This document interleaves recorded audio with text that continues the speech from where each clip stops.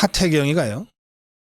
이게 부산에서 그냥 국회의원 한 번 더 하겠다고 머리 쳐박고 있었으면은 입도 못 열 자가 갑자기 부산 포기하고 서울 올라온다 이러면서부터는 무슨 대단한 일이나 한 것처럼 연일 입을 열고 다닙니다.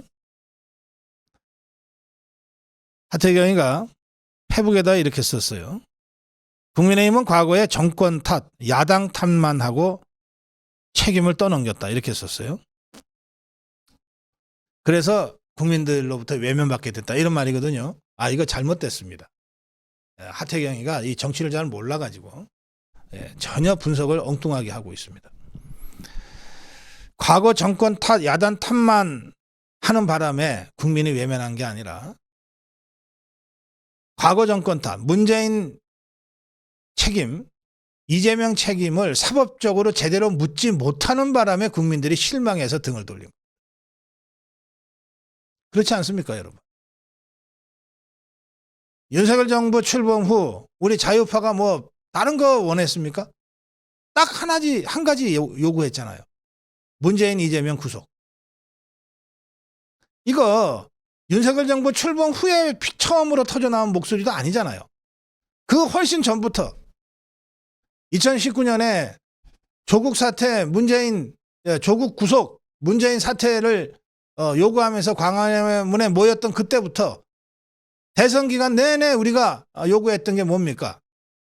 문재인 심판, 이재명 구속, 그거 아니었습니까? 그게 대선 기간 내내 이어지다가 마침내 우리가 자유우파 정권을 세우고 난 다음에 윤석열 정부에게 일관되게 요구했던 게 뭡니까? 문재인 구속, 이재명 구속이에요. 우리가 누구 탓을 했다고 그럽니까? 사법 처리를 하라. 사법 처리를 하라. 근데 그걸 못하는 바람에 그 사법 처리가 지지부진하게 진행되는 바람에 많은 자유우파 국민들이 실망하고 답답해하면서 등을 돌렸던 것 아닙니까? 진단이 완전히 잘못됐어요. 내 탓이요 할 때가 따로 있습니다. 내 탓이요 할 때가 따로 있어요. 지금은 아주 구체적으로 분명하게 문재인 탓, 이재명 탓을 하면서 그 세력들에게 사법 처리를 해야 될 때입니다. 그걸 제대로 못했기 때문에 윤석열 정부에 대한 우리 자유우파의 지지가 이완돼 버린 거예요.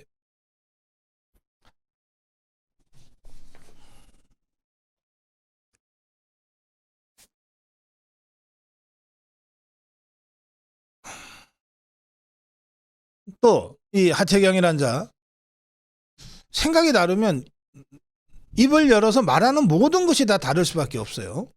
이런 소리도 했어요. 보궐선거에 귀책 사유 당사자를 공천하는 오만을 부렸다 이렇게 돼 있는데, 그러면 하태경의 말대로 하면 조국이가 옳았다는 얘기 아닙니까? 귀책 사유 당사자 김태우가 귀책 사유가 있었다, 잘못됐다는 거예요. 그럼 김태우가 잘못됐으면 조국이가 옳았다는 얘기네. 간단한 건 아닙니까? 조국이가 옳았으면 김태우가 잘못된 것이고, 김태우가 옳았으면 조국이가 잘못된 것이죠. 어느 쪽입니까, 여러분? 조국이가 유죄 아니에요. 조국이가. 김태우가 왜 유죄입니까? 그런데 그 공익제보자 김태우를 유죄로 먼저 때리니까 대통령이 그거는 내가 인정 못해 하고 특사를 단행한 거고, 그러니까 조국이가 잘못이야, 김태우가 잘못 아니야 라고 하는 우리 자유파의 주장을 관철시켜야 됐기 때문에 지더라도 김태우를 공천했던 겁니다. 이제 와서 선거 졌다고 김태우 공천 자체가 잘못됐다 이런 주장하는 분들이 많이 있는데, 그거 상황의 전말을 제대로 보고 얘기를 해야 됩니다. 그러면 여러분, 조국이가 잘못된 게 아니고 조국이가 옳았다, 김태우가 잘못됐다고 우리가 인정할 수 있냐 이 말이에요. 선거에 질 땐 지더라도 옳은 건 옳다고 해야지.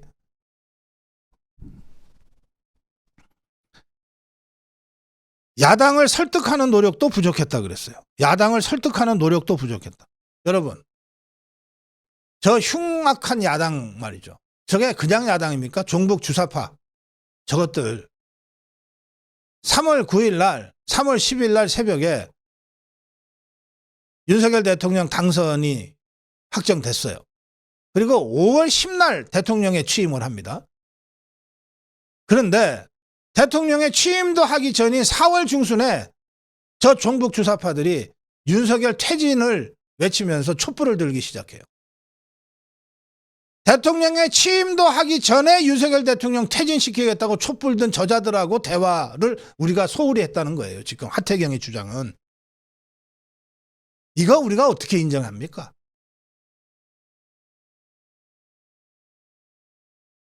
진정으로 대화를 거부한 자가 누군데? 그래서 윤석열 대통령도 종북 주사파는 대화의 상대가 안 된다. 여러 수십 번 얘기를 한 거 아닙니까? 종북 주사파는 대화의 상대가 안 된다. 그러나 대한민국 체제를 인정하고 윤석열 정부가 선거에서 이겨서 집권한 정당한 정부라고 하는 것을 인정하는 야당과는 왜 대화 안 하겠느냐 말이야. 윤석열 대통령이 언제 제대로 된 야당하고 대화를 거부했습니까? 하태경의 같은 자가 교묘하게 이런 식으로 야당이 진짜 듣고 싶어하는 얘기들만 골라서 지금 하고 다닙니다. 그러면서 마치 선거 승리를 위해서 통합해야 되는 것처럼 이러고 언론 플레이를 하고 다녀요. 이런데 끌려다니면 죽도 밥도 안 됩니다. 그냥 200석 그냥 헌납하는 거랑 똑같아요.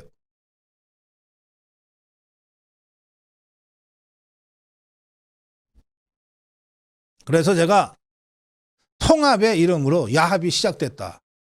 이렇게 비판하는 겁니다. 김무성이가 입을 열었어요. 김무성. 7년 전 박근혜 대통령을 배신한 그 배신자들의 수괴 김무성이가 오랜만에 입을 열었습니다. 입을 열어서 한 소리가 이런 얘기입니다. 상향시 공천만이 이기는 길이다. 이게 저 김무성이가 당대표 할 때부터 주장했던 겁니다. 근데 다 이유가 있어서 안 됐던 거거든요. 이걸 이자가 지금도 주장하면서 상향시 공천만이 이기는 길이다. 지금 이 주장을 하면 무슨 얘기가 되냐 하면 윤석열 대통령한테 공천에 개입하지 마라. 이 얘기하고 있는 거예요. 7년 전에 김무성이가 도장 들고 튀때도 박근혜 대통령이 공천 개입하는 거를 막겠다고 지가 도장 들고 튀었던 겁니다. 똑같은 프레임을 갖고 지금 7년 만에 다시 나타나서 윤석열 대통령을 압박하기 시작했어요. 김무성이가 7년 전에 박근혜 대통령 압박하다가 안 되니까 박지원이 저 종북주사파 손잡고 탄핵해버렸잖아요. 박근혜 대통령을. 지금 김무성이가 다시 나타나서 윤석열 대통령을 위한답시고 마치 지금 윤석열 대통령을 견제하고 압박하기 시작했는데 지 뜻대로 안 되면 다시 저 종북주사파 아직 박지원이 살아있잖아. 저거랑 손잡고 또 윤석열 탄핵으로 가지 말란 법이 없어요. 한 번 배신한 자, 2번 배신하는 거 어려운 일이 아니에요. 그러면서 짐짓 유승민이 이준석이한테는 야 탈당하면 안 돼. 탈당하면 안 돼. 탈당하면 안 돼 하면서 뭐라 그러냐? 대통령을 비판해. 라고 부추겨요. 탈당한다고 자꾸 그러지 말고 대통령을 비판해. 지금 너네가 할 일은 윤석열을 비판하는 거야. 이렇게 부추겨요. 자, 여기에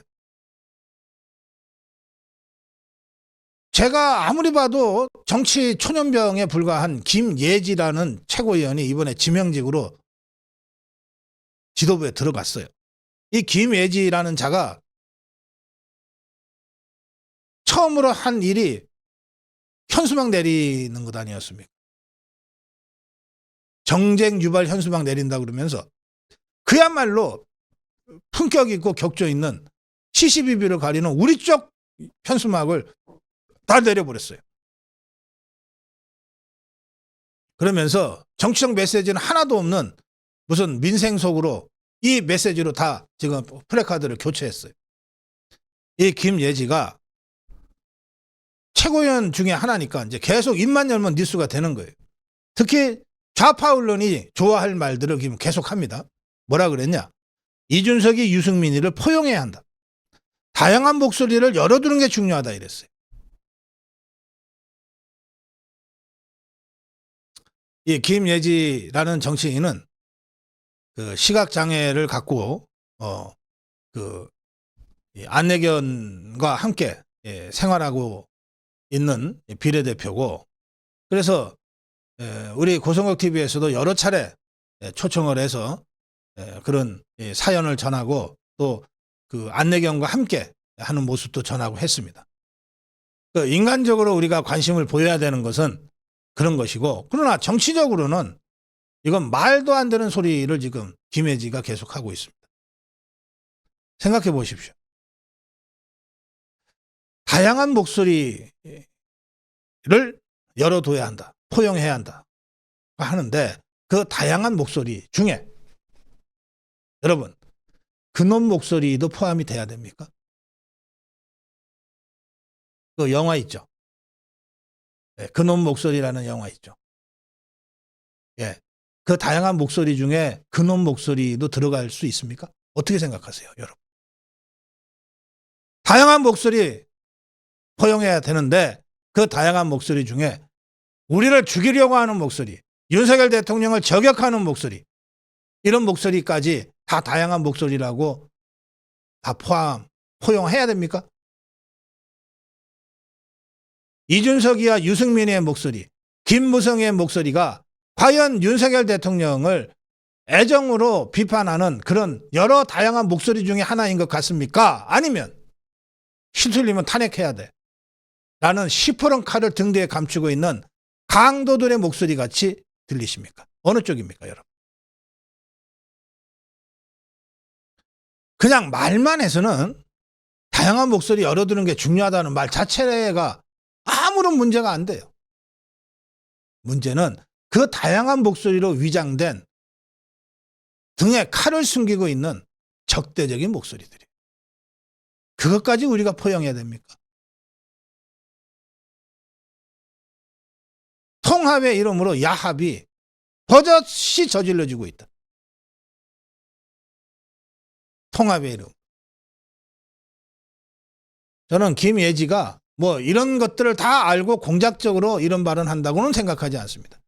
의도는 좋았을 거예요. 그러나 그 좋은 의도는 결과적으로 저 사악한 무리들에게 또 다른 배신과 야합을 꿈꾸게 하는 징검다리 역할을 하고 있습니다.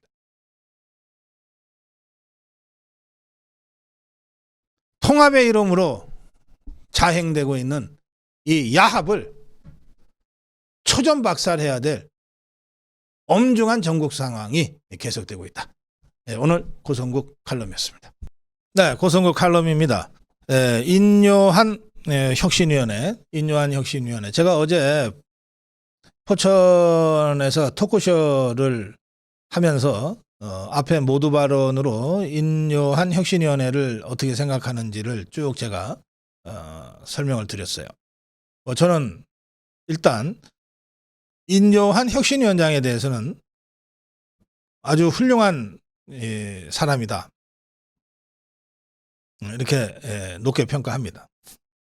그런데 혁신위가 성공할지 실패할지는 혁신위원장이 잘하는지 못하는지도 있지만 당이 혁신위원회를 어떻게 뒷받침해 주느냐에 의해서 결정되는 부분들이 매우 큽니다.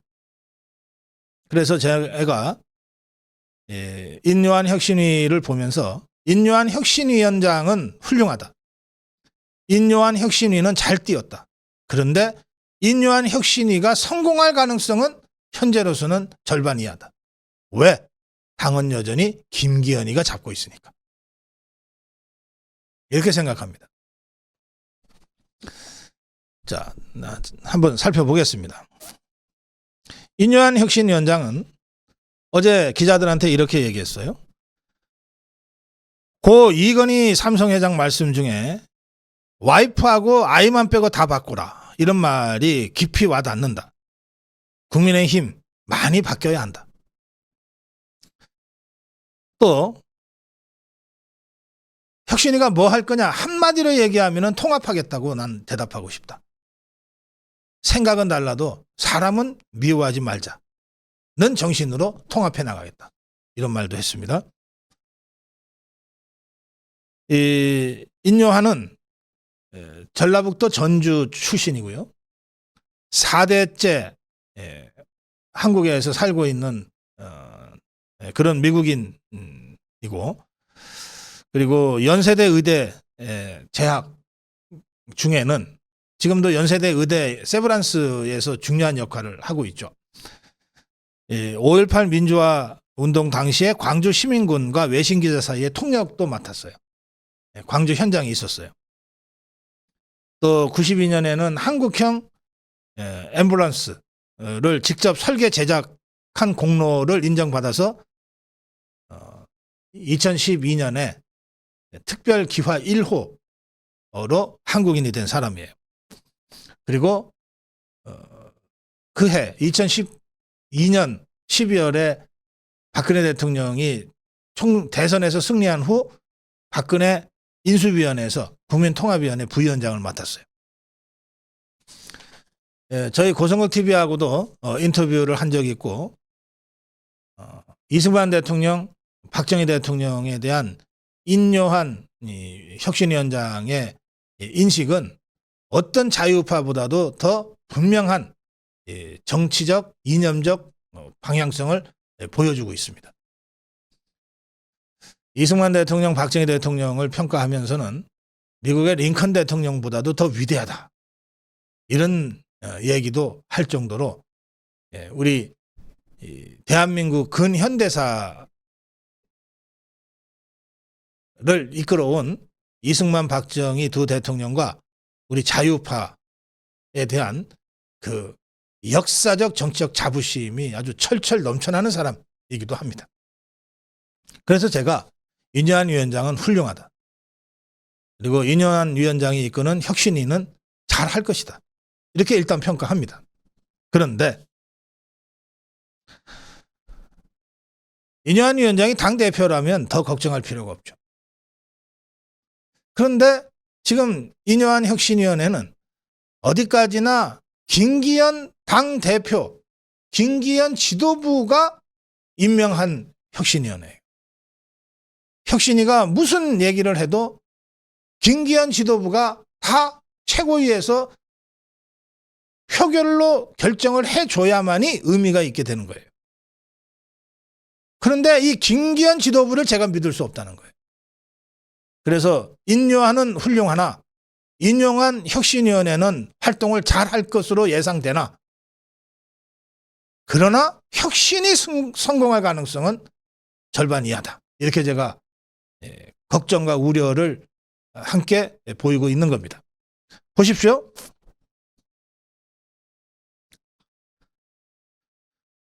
당 지도부에서 어제 나온 얘기들입니다. 당 지도부에서 어제 나온 얘기. 혁신위에게 전권을 주겠다. 혁신위가 전권을 주겠다고 했지만, 이건 김기현이가 한 말입니다. 그런데 그 전권에는 총선 실무까지 포함되는 건 아니야 라고 하는 게 당 지도부의 설명이에요. 그러면 총선 실무라는 게 뭡니까? 여러분, 공천입니다. 공천. 그러니까 김기현이 이자가 인요한 혁신위원장 영입하면서 정권을 주겠다고 립서비스를 했어요. 그래놓고 싹 돌아앉아서 그런데 공천은 손대지 마 이러고 있는 겁니다. 선거에서 공천 혁신 안 하고 무슨 혁신을 합니까? 당 관계자는 이렇게 얘기하고 있어요. 혁신위는 수술기구다. 비상대책위원회처럼 당 실무까지 보는 건 아니다. 당 혁신에 관한 방법론을 만들 정권을 준다는 의미다 이랬어요. 그게 또 뭐냐? 이건 무슨 얘기냐면, 혁신위는 이렇게 환자를 들여다보고, 여기 아무래도 저 배를 좀 갈라서 외과 수술을 해야 되겠어요 라고 진단해주고 가라는 거야. 그러면 배를 가르고 이 암 부위를 떼내고 하는 거는 지그들이 한다는 거야. 당 지도부가 한다는 거야. 방법론을 만들 정권을 준다는 거지 직접 집도하라는 건 아니다 이 말이에요. 이게 무슨 말장난도 이렇게 합니까 이것들이. 다른 당 핵심 관계자는 또 이렇게도 설명합니다. 예를 들어서 혁신의 역할은 당이 중도층으로 외연을 확장할 수 있는 인적 쇄신, 혁신안을 내놓는 것이지 사람을 콕 집어 데리고 오거나 자르는 역할은 아니다 또 이랬어요. 그러면 인요한 혁신위는 오늘 하루 활동해도 끝나는 거예요. 더 할 게 뭐 있어?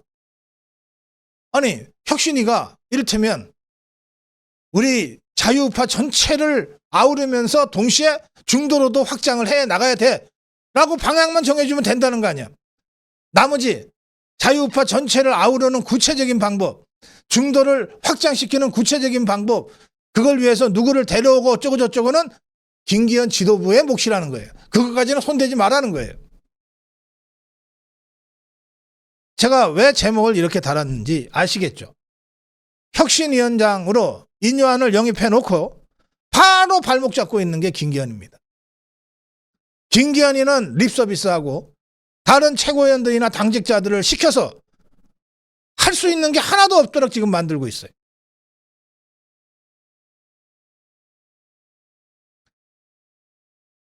보세요. 박정아라는 자, 이번에 김기현이가 임명한 수석대변인입니다.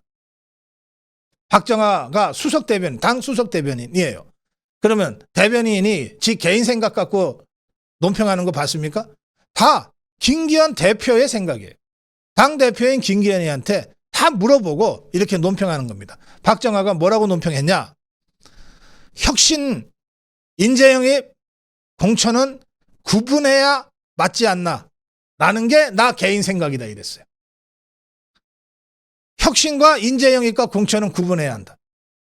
혁신이가 인재영입하려고 욕심부리지 말고 공천에도 개입하지 마. 그건 다른 얘기야 라고 당 대변인이 얘기한 거예요. 그래 놓고 이거 나 개인 생각이라고 또 발뺌하고 있어요. 이런 식으로 언론 플레이 하는 겁니다. 선거 6개월도 안 남았는데 인재 영입도 못해, 공천에 개입도 못해. 그런 혁신이가 뭘 할 수 있어요? 그야말로 김기현이 카모프라지 해주고 쇼하는 장식물로 잠깐 쓰겠다는 것 아닙니까?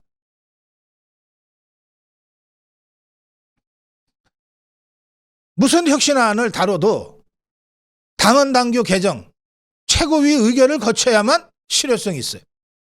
결국 혁신이가 무슨 아이디어를 내건 김기현이가 오케이 해야 비로소 관철된다는 거예요. 그게 김기현이만 이런 게 아니라 이재명이 똑같이 했어요. 김은경이라는 자 혁신위원장으로 영입했어요. 그 김은경이가 세상 잘 모르고 정치 잘 모르고 이재명이도 잘 몰라가지고 덜컥 첫 번째 혁신안이라고 낸 게 뭡니까? 국회의원 불체포 특권을 포기하는 것을 더불어민주당 당론으로 채택해달라 이렇게 했잖아요. 그거 어떻게 됐어요? 개무시당했습니다. 개무시당하고 그걸로 김은경 혁신이가 있는지 없는지 지금 여러분들은 관심도 없게 돼버렸어요. 지금 인요한 혁신위원장 영입한 단 하루도 지내지 않아서 박정아라는 자 대변인 자격인데 개인 의견이라고 그러면서 무슨 당직자의 이름으로 무슨 최고위원의 이름으로 계속해서 나오는 얘기는 뭡니까? 혁신이 인재 영입에 손대지 마, 공천에 손대지 마. 너네가 하는 거는 방향만 제시해 주는 거야. 나머지는 다 우리가 해. 너네가 아무리 의견을 제시해도 최고위가 의결하지 않으면 아무 소용없어. 이런 얘기들 하고 있잖아요.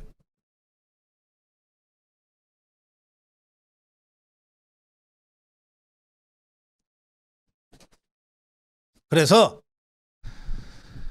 영입한 직후부터 발목부터 잡는 이 김기현 체제를 두고 아무리 인용한 영입위원장이 훌륭한 사람이고 인요한 인요한 혁신위원장이 훌륭한 사람이고 인요한 혁신위원회가 좋은 혁신안을 낸다 하더라도 김기현이가 사사건건 이거는 돼 저거는 안 돼 이러고 있는 동안에는 당의 혁신이 되겠는가? 당의 혁신이 되겠는가? 불과 2, 3일 지나지 않아 당의 국민의힘의 진짜 주인은 인요한이 아니라 김기현이구나. 이것만 국민들한테 보여주는 꼴이 될 것이다. 차라리 안 하는 이만 못한 그런 꼴이 될 수도 있다. 이 점을 제가 우려하는 겁니다.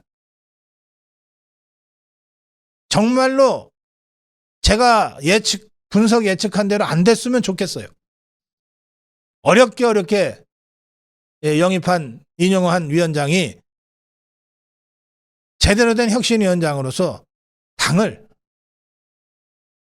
와이프와 아들 빼놓고 싹 바꿔야 된다는 혁신위원장 인용한 위원장의 주장대로 대통령만 빼놓고 싹 바꿨으면 좋겠어요. 그렇게라도 해서 총선 대비로 나갔으면 좋겠는데 이미 저 김기현이나 그 주변에 당권을 잡고 있는 자들의 한두 마디 잽이 시작이 됐어요. 인유한은 영입은 해놓고 그냥 장식물로만 쓰겠다. 이 점이 심히 우려되는 그런 상황입니다. 고성국 칼럼이었습니다. 네, 고성국 칼럼입니다. 네, 지도자는 책사를 구하고 책사는 지도자를 만든다. 이게 뭐 갑자기 지도자 책사 얘기를 해서 좀 어리둥절하실지도 모르겠는데 제가 이 주제를 고성국 칼럼으로 정한 이유는 제가 얼마 전부터 주필로 일하고 있는 아시아투데이가 기명 칼럼을 가끔 하는데요. 오늘자 아시아투데이에 보면 최강 전 장관의 기명 칼럼이 있습니다. 위대한 지도자는 해안을 가진 책사를 둔다. 이런 제목의 칼럼 내용이 아주 좋아서 제가 여러분께 이걸 소개해 드리려고 합니다. 내용이 길기 때문에 짧게 하겠습니다. 나라의 명운은 위대한 지도자를 갖느냐 여부에 따라 달려있다. 위대한 지도자는 대중이 요구하는 것을 따라가는 팔로워가 아니고 신념과 확신으로 대중을 이끌어가는 리더다. 이 위대한 지도자는 나라에 목숨을 바칠 각오를 가진 애국자여야 하고 국민에 대한 사랑과 연민이 넘치는 사람이어야 한다. 또 자신보다 해안이 높은 훌륭한 책사를 곁에 두고 천하의 인재를 찾아 적재적소에 배치할 수 있어야 한다. 그래야 역사에 남는 위대한 지도자가 된다. 1948년 건국 이래 75년 동안 13명의 대통령이 배출됐는데 그 중에서도 이승만 건국 대통령과 박정희 근대화 대통령 이 두 분은 세계가 칭송하는 위대한 지도자다. 우리가 자유민주주의 체제에 살 수 있게 만든 지도자가 이승만 대통령이고 우리가 지금과 같은 번영을 누릴 수 있게 만든 지도자가 박정희 대통령이다. 불과 75년 사이에 세계에 자랑할 수 있는 그리고 세계가 인정하는 두 사람의 위대한 지도자를 갖게 된 것이야말로 오늘의 대한민국이 있게 된 결정적인 이유다. 그 점에서 정말 하늘이 보호하사 하느님이 보호하사 대한민국이 건국과 근대화를 할 수 있었다. 위대한 업적을 남긴 지도자. 이 위대한 업적을 남긴 지도자에게는 언제나 탁월한 해안을 가진 훌륭한 책사가 있었다. 제나라 환공과 관중의 사례를 이제 들고 있습니다. 이게 군주, 주군과 책사의 전범이죠. 제나라 환공과 관중. 또 그런가 하면 정관의 치를 이룬 그야말로 역사상 가장 유명한 태평성대를 이룬 당태종에게는 방두라는 두 사람이 있었다. 방헌령, 두여회, 방두. 당태종과 방두. 태종은 이렇게 얘기했다. 천하에 인재가 없는 것을 걱정하지 말라. 그 인재를 알아보는 사람이 없는 것을 걱정해야 한다. 천하에 인재가 없는 것을 걱정하지 말라. 그 인재를 알아볼 눈이 없는 나를 걱정하라.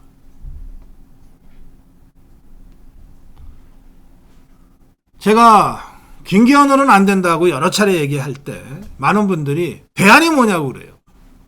제가 그때마다 답변한 게 있습니다. 대안은 김기현이 물러나면 알아서 나온다. 대안 없음을 걱정하지 마라. 지금 김기현을 치우면 된다. 대안은 저절로 나타날 것이다. 천하에 인재가 없는 것을 걱정하지 말라. 그 인재를 알아보는 눈이 없음을 걱정하라. 이게 당태종의 얘기입니다. 전두환 대통령과 김재희 경제수석의 관계는 여러분들이 너무 잘 아시는, 전두환 대통령은 공사석에서 이렇게 얘기했어요. 경제대통령은 내가 아니라 김재익 수석이다. 그것이 성장과 물가와 국제수지라는 세 마리 토끼를 잡는 80년대 경제의 비밀이었어요. 김재익한테 모든 걸 맡겨서 이게 가능해졌어요. 역사의 흐름에서 한 시대가 당면한 과제와 그 과제를 해결해야 할 지도자는 하늘이 내린다. 이게 최강 장관의 주장입니다. 하늘이 내린다. 시대 정신을 구현할 지도자는 하늘이 내린다. 그런데 지도자는 하늘이 내리지만 책사는 지도자가 물색하는 거다. 지도자는 하늘이 내리나 그 지도자를 현명한 위대한 지도자로 만들 책사는 지도자가 발굴하고 선택하는 것이다. 자유우파 세력의 사활을 건 성원에 힘입어 정권교체의 위협을 달성한 윤석열 대통령에게 체제교체라는 과제가 지금 떨어져 있는데, 내각에는 이 체제교체라는 시대적 소명을 실행할 훌륭한 국무위원들이 많이 포진되어야 하고, 대통령실에는 윤석열 대통령을 위대한 지도자로 만들 수 있는 해안을 가진 책사가 있어야 한다. 해안을 가진 책사가 있어야 한다.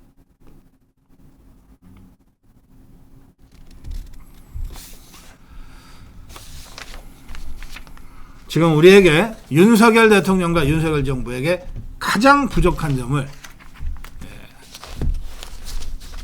최강 장관이 아주 정확하게 짚었다. 그렇게 생각합니다. 지도자는 책사를 구하고 그 책사가 지도자를 위대하게 만든다. 고성국 칼럼이었습니다. 네, 고성국 칼럼입니다. 역사의 거인 박정희 대통령을 추모합니다. 오늘 민족중흥회가 주관하는 44주년 추모식,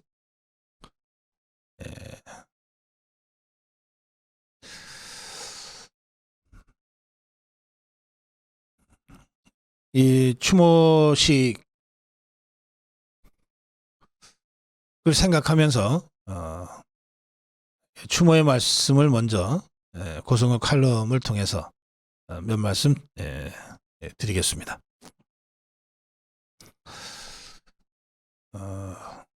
박정희라는 이 역사의 거인, 박정희 대통령은 식민지 청년으로 20살에 교사의 길을 걷습니다. 식민지에서 교사라고 하는 직업은 일제의 종 노릇을 하지 않으면서 할 수 있는 아마 유일한 공적 활동이었을 겁니다. 저는 박정희 대통령 20살의 청년기부터 공적인 활동을 시작한 인물이고 79년 10월 26일 흉탄에 서거할 때까지 공적인 인물로 살다 간 사람이다. 이렇게 생각합니다. 박정희 대통령은 출사해서 세상에 나서 죽을 때까지 공적인 인물로 살다 간 사람입니다. 우리 인간들은 대부분 사적으로 살다 갑니다. 거기 꼭 나쁘다는 뜻은 아니에요. 나와 내 가족과 내 가까운 사람들의 행복을 위해서 내가 열심히 일하고 사는 것인데 그게 나쁠 리가 있습니까? 그러나 그런 사적인 인생은 아무리 성공적이라 하더라도 공적인 인생으로 바로 치환될 수가 없어요. 사적인 영역과 공적 영역은 목표와 가치와 원칙이 다르기 때문에 그렇습니다. 박정희 대통령은 인생 출사한 후 죽을 때까지 단 한 번도 사적으로 살아본 적이 없는 사람입니다. 공적인 인생을 살다 갔어요. 공적인 인생을 살다 갔기 때문에 박정희라는 인물의 목표가 공적인 목표가 있어요. 공적인 목표가 있어요.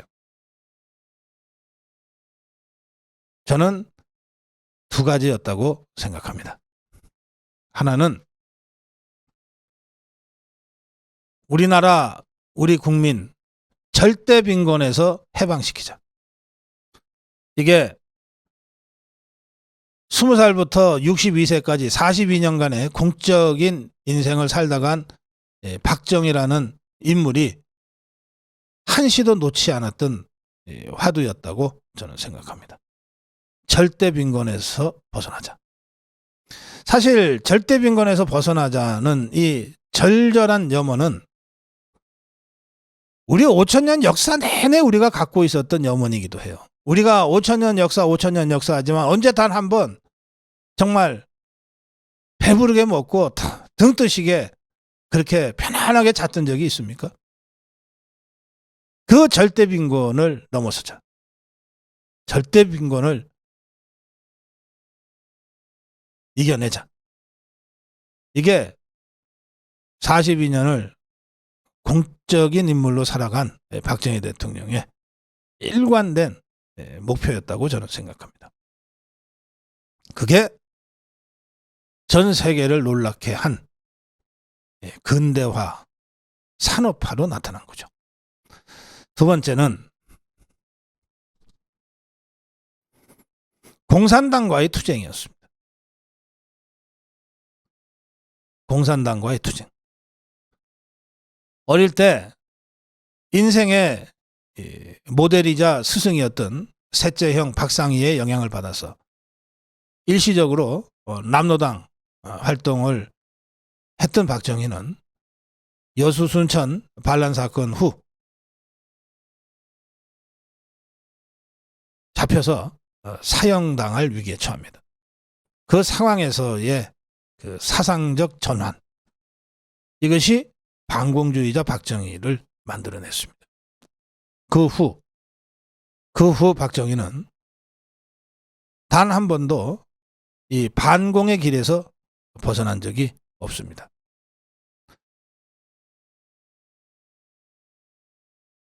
셋째형 박상희로부터 받은 영향도 있고 잠깐이지만 남로당 비밀당원으로서 활동했던 그 경험까지 있어서 박정희는 우리 자유파 진영에서는 드물게 보는 좌파를 잘 아는 반공주의자로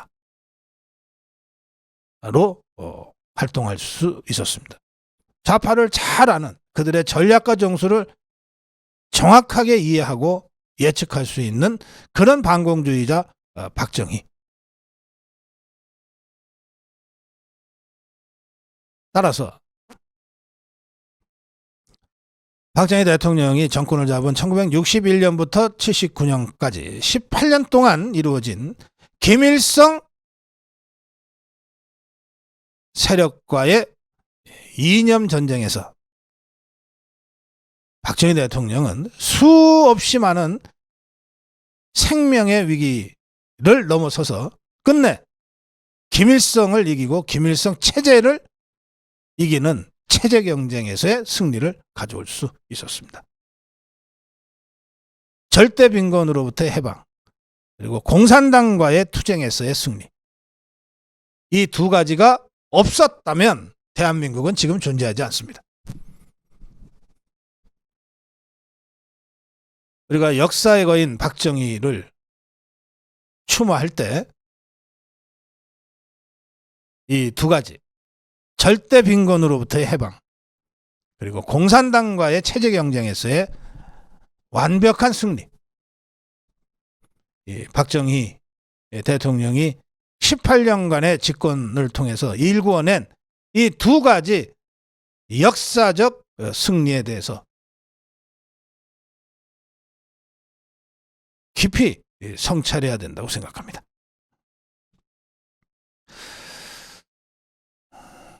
개인적으로는 굉장히 불행한 삶을 살았습니다. 가장 존경하던 셋째형 박상희가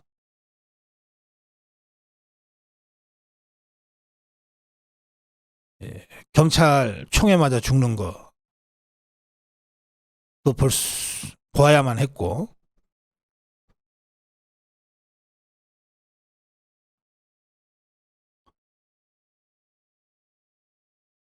아내 유경수 여사가 북한의 지령에 따라 움직인 조총련 간첩 문세광의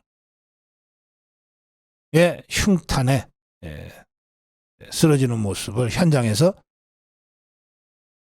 보기도 했습니다. 그리고 당신도 결국은 그 5년 후에 흉탄에 쓰러져 서거했어요. 개인적으로는 참으로 아픔과 이 회환이 교차하는 그런 어려운 삶을 살다 갔어요. 그래서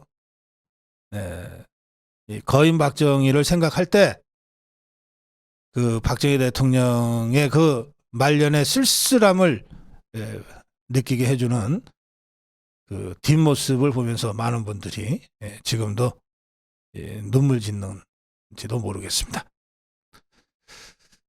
1974년 8월 15일 광복절 기념사를 하던 중에 문세광이가 쏜 흉탄에 맞아 쓰러진 아내 유경수 여사를 보내고 그 1년 후에 박정희 대통령이 아내 유경수를 그리워하면서 쓴 시가 지금도 많은 분들을 울립니다. 님이 고이 잠든 곳에. 이 시에 노래를 붙여서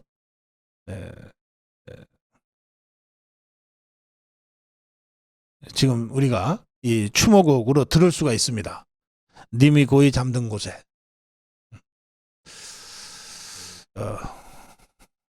그 굵직한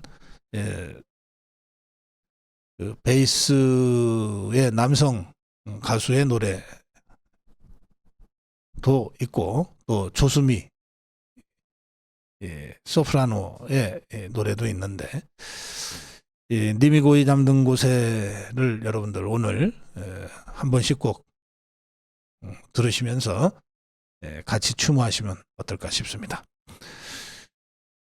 지금 국립현충원에는 박정희 대통령과 유경수 여사가 함께 모셔져 있습니다. 박정희 대통령, 유경수 여사를 추모하면서 썼던 님이 고이 잠든 곳에라는 시를 제가 읽어드리면서 박정희 대통령과 유경수 여사 두 분을 같이 추모하고 싶습니다. 님이 고이 잠든 곳에, 님이 고이 잠든 곳에 방초만 우거졌네. 백일홍이 빵긋 웃고 매미 소리 우지진데 그대는 내가 온 줄 아는지 모르는지. 무궁화도 백일홍도 제철이면 찾아오고 무심한 매미들도 여름이면 또 오는데 인생은 어찌하여 한 번 가면 못 오는고. 님이 잠든 무덤에는 무궁화 백일홍도 제철 찾아 또 왔는데 님은 어찌 한 번 가면 다시 올 줄 모르는고. 해와 달이 뜨고 지니 세월은 흘러가고 강물은 흘러가니 인생도 오고 가네. 모든 것이 다 가는데 사랑만은 두고 가네. 이렇게 되어 있습니다. 네, 오늘 하루 역사의 거인 박정희 대통령 그리고 그와 함께 했던 유경수 여사를 회상하고 추모하면서 지금 우리가 어디에 서 있고 어디로 가야 되는지를 생각하는 하루가 되시기를 바랍니다. 네, 고성국 칼럼이었습니다. 네, 고성국 칼럼입니다. 윤석열, 박근혜 두 사람의 뒷모습에서 자유파의 대통합을 본다. 어제 오전 11시부터 국립현충원에서 있었던 박정희 대통령 44주기 추모식을 보면서 제가 느낀 소회를 오늘 고성국 칼럼의 주제로 잡았습니다. 먼저 저희가 가서 취재해온 짧은 영상을 함께 보시겠습니다.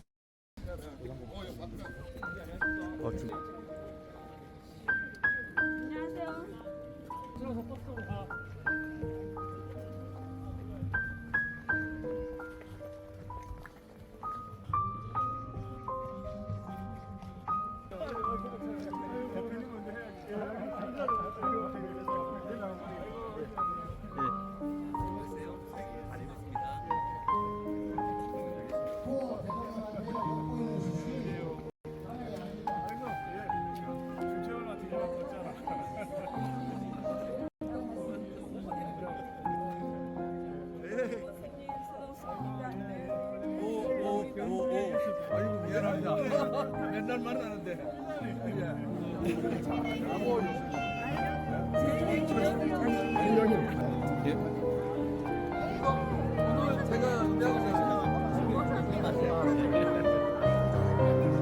됩니다. 참석해주신 출고 시원하게 이어서 마시.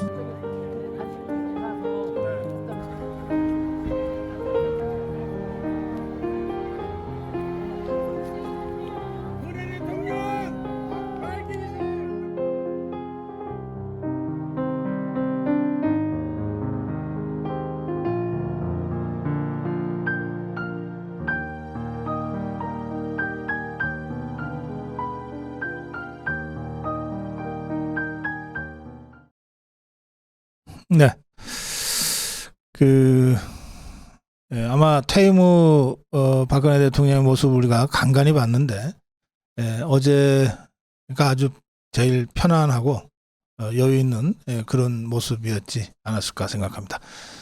저희가 대통령 참석 한 행사였기 때문에 이 촬영을 제한을 많이 받아서 제대로 촬영을 하지 못했습니다만 그 현장 분위기는 여러분들이 느끼실 수 있으셨을 겁니다. 저 이제 화면에 보면 제가 김기현 대표, 윤재욱 원내대표, 오세훈 시장, 또 나경원 대표 이렇게 해서 내려오는 국민의힘 지도부와 이렇게 악수하면서 인사하는 장면이 있잖아요. 그 장면이 어떤 거냐면요. 그 공식 행사, 추모 행사가 다 끝난 다음에 이제 헌화와 그 참배를 하는 순서가 이어졌는데 그때 대통령 참석 행사였기 때문에 참배도 우우 몰려서 하지 않고 순서대로 했습니다. 가장 먼저 참배를 한 분이 윤석열 대통령, 박근혜 대통령이었어요. 두 분이 함께 나란히 한 3단으로 되어 있는 계단인데요. 그걸 쭉 올라갔습니다. 올라가서 의장병들이 쭉 이렇게 줄 서 있는 그 계단을 올라가서 거기서 이제 박정희 대통령, 유경수 여사 두 분이 함께 모셔져 있는 그 묘소에서 이제 헌화하고 분향을 했어요. 그리고 나서 원래는 이제 제가 이장호 영화감독 하고 또 대구경부 그 재경 회의 그 양 회장님 이렇게 이제 세 사람이 추모사를 하기로 돼 있었습니다. 그래서 추모사를 다 작성을 해서 현장에서는 그 추모사가 인쇄된 순서지 팜플렛이 다 이렇게 배포가 됐어요. 그런데 예정에 없이 윤석열 대통령이 참석을 하면서 그 전까지는 이제 대통령 참석이 없는 민족중흥회 주관의 행사로 준비가 됐다가 대통령이 참석하는 행사로 갑자기 바뀐 거예요. 그러면서 기존에 준비됐던 순서가 좀 조정이 되고 그렇게 됐습니다. 그래서 윤석열 대통령이 추모사를 했는데 거기에 뭐 고성국이 또는 이장호 감독이 이렇게 또 양 회장님이 이렇게 추모사를 덧붙이는 거가 이게 대통령이 참석하는 행사의 격에도 맞지 않고 좀 그렇지 않습니까? 그래서 기왕에 준비는 됐지만 저희가 추모사를 하지 않았고요. 대신에 이장호 감독님하고 저 양 회장님 이 쓰신 추모사 그리고 제가 쓴 추모사가 인쇄되어 있는 그 추모 사를 그 묘소에 이렇게 좀 헌정하는 걸로 그렇게 순서를 민족중흥회 측에서 좀 조정을 했어요. 그래서 윤석열 대통령과 박근혜 대통령, 윤석열 대통령과 박근혜 대통령이 먼저 올라가서 헌화하고 내려가신 다음에 이제 저하고 이장호 감독님하고 양 회장님 이 세 사람이 두 번째로 올라가서 헌화하고 추모사를 바쳤습니다. 그리고 저희들 바로 다음 순서가 국민의힘 지도부였던 것 같아요. 그러니까 저희들은 이제 저희들 뒤에 누가 오는지는 모르고 올라가서 헌화하고 그리고 이제 그 오솔길로 내려오는데 저희들 다음 순서로 헌화했던 김기현 대표를 비롯한 국민의힘 지도부가 헌화를 마치고 이렇게 내려오면서 제 뒤에서 이렇게 오는 소리가 들렸어요. 그래서 제가 먼저 내려가다가 그런 자리에서 서로 모른 체 하는 것도 그렇잖아요. 그래서 제가 조금 기다렸어요. 돌아서서 기다려서 내려오는 김기현 대표부터. 제가 농담처럼 아이고 이게 당서열 1위가 대표니까 대표하고 먼저 인사하겠다고. 그래서 김기현 대표, 그 다음에 윤재욱 원내대표 이런 식으로 해서 반갑게 악수하고 인사했습니다. 어제 역시 김상진 단장 참 씩씩하죠. 많은 분들과 함께 했는데요. 저는 이제 제 순서가 바로 있었기 때문에 그 맨 앞에서 그 이장호 감독님하고 또 우리 양 회장님 모시고 이제 올라가려고 준비를 하면서 그 윤석열 대통령과 우리 박근혜 대통령 두 분이 쭉 계단을 올라가는 거를 한참 쳐다볼 수가 있었는데요. 이제 두 분이 올라가면서 이렇게 짧은 대화도 하고 막 그러셨을 거예요. 또 헌화하고 참배한 다음에 내려오는 오솔길이 참 이렇게 그 대화하고 내려오기가 참 좋아요. 예, 예, 그래서 두 사람이 이런저런 대화를 했을 거라고 제가 현장에서도 짐작을 했고요. 그 뒷모습 자체가 참 그렇게 보기가 좋더라고요. 예, 보기가 좋더라고요. 그랬습니다. 윤석열 대통령과 윤석열 대통령의 박정희 대통령 44주기 추모식 참석에 대한 대통령실의 서면 브리핑을 보면 제가 지금 설명드린 거랑 좀 같이 오버랩해서 들으시면 좋겠어요. 대통령실의 서면 브리핑은 이렇습니다. 윤석열 대통령은 박정희 전 대통령 서거 44주기 추도식에 참석했습니다. 현직 대통령이 추도식에 참석한 것은 이번이 처음입니다. 특히 올해는 박근혜 전 대통령도 동반 참석해 그 의미를 더했습니다. 대통령이 박근혜 전 대통령을 직접 만난 건 작년 4월 당선인 신분으로 대구 자택을 찾은 이후 1년 6개월 만입니다. 그러니까 작년 4월에 당선인 신분으로 대구 자택에서 만났고요. 그리고 난 다음에 그 자리에서 대통령 취임식에 좀 와주십사 하고 부탁을 드렸잖아요. 그래서 박근혜 대통령이 취임식에 왔죠. 그래서 취임식에서도 잠깐 보기는 했어요. 근데 이제 공식 행사에서 잠깐 본 거니까. 그리고 나서 어제 다시 만난 겁니다. 대통령은 행사장에 도착해 먼저 와 있던 박근혜 전 대통령에게 제일 먼저 인사하며 안부를 물었습니다. 어제 추도식은 민족중흥회 정재호 회장의 개식사로 시작했고요. 대통령의 추도사가 이어졌는데 윤석열 대통령은 추도사에서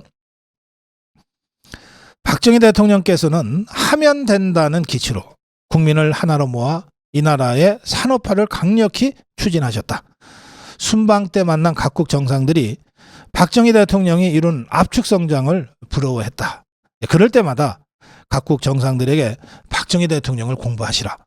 그러면 귀국의 압축 성장을 보장할 수 있다고 강조도 했습니다. 이렇게 얘기하면서 세계적인 복합 위기 상황에서 박정희 대통령의 정신과 위협을 다시 새기고 이를 발판으로 다시 도약의 대한민국을 만들어야 한다고 강조하는 추모사를 했습니다. 그 다음에 박정희 대통령 고인의 생전 육성으로 국민교육 헌장을 이제 함께 들었어요. 그때 많은 분들이 좀 울컥하시고 좀 눈물도 훔치시고 그러셨어요. 그리고 나서 유족 대표 자격으로 박근혜 대통령이 이제 인사말을 했습니다.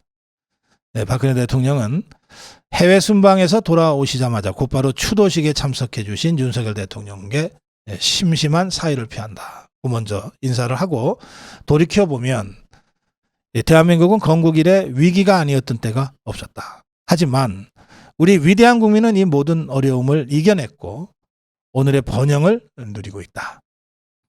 아버지의 꿈이자 저의 꿈 그리고 여러분들의 꿈 모두 같다. 대한민국 국민이 서로에 대한 이해와 존중으로 힘을 모아 우리의 미래 세대가 번영과 행복을 누리는 것이다. 이제 이게 대통령실의 서면 브리핑입니다. 추도식 종료 후 윤석열 대통령은 박근혜 전 대통령과 함께 박정희 전 대통령과 유경수 여사가 안장된 묘소로 걸어 올라갔습니다.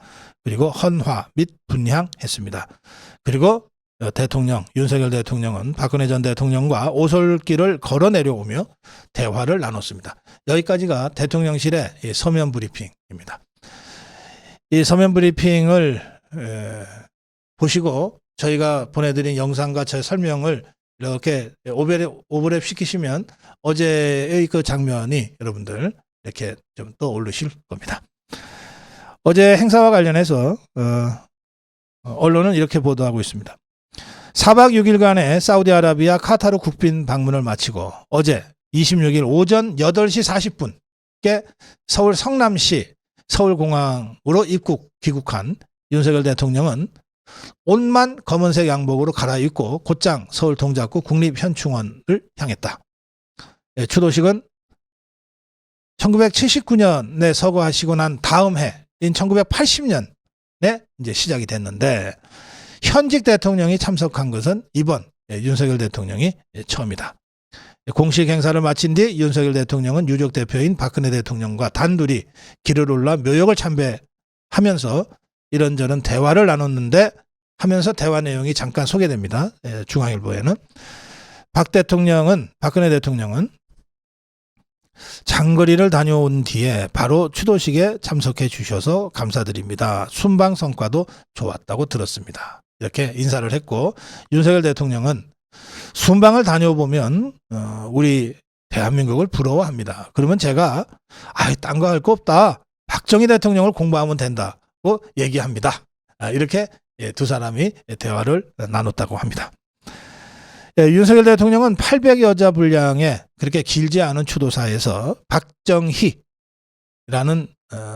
이름을 8번 언급했어요. 또 박근혜 대통령도 유족 대표로 그 인사말을 준비해서 연설을 했는데 한 비슷한 분량입니다. 한 800자 분량. 여기에 우리라는 단어를 7번을 사용했습니다. 우리 정부. 박근혜 대통령은 전날 밤 늦게까지 직접 추도식 인사말 원고를 가다듬었다고 합니다. 특히 우리 정부 등 우리를 유독 강조한 것은 우리 자유우파 진영의 통합을 강조하는 의미 아니냐라고 하는 해석이 따라오고 있습니다.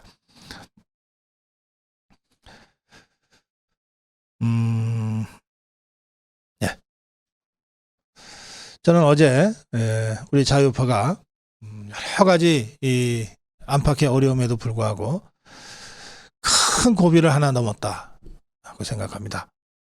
큰 산을 하나 넘었다고 생각하는데 그 맨 앞에 윤석열 대통령과 박근혜 대통령 두 사람이 나란히 걸어갔다. 고성국 칼럼이었습니다.